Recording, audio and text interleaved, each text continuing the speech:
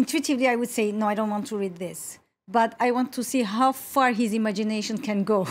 So, but I don't know yet. For the moment, I think... He's not a politician, he's a writer. I know. I read all the arguments for, against, defending the literature, defending the ideas, protesting. I read all sorts of reviews already about this book. I think, as we say in French, il joue avec le feu. He's playing with fire. He's playing with fire. And I don't know, I think it's to some... I don't know to what extent is humiliating or flattering. I don't even know that. How people can perceive this.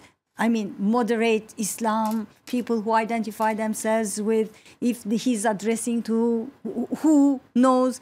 But to imagine a party against Marine Le Pen as an Islamist party is going too far. Going too far is welcoming Le Pen to some extent.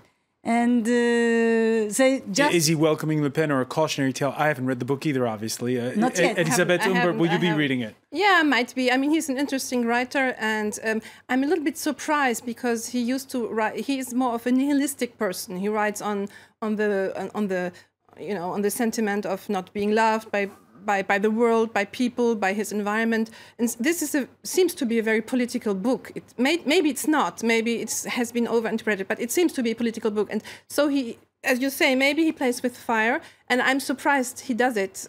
So I want to find out more about it. But that's not the first time. He did it on Territoire, on Platform. He used Islam. He had also this sexual tourism in the Philippines. I don't remember which book was that. I read all his books, actually. And he was... You know, he had a tendency to go this way.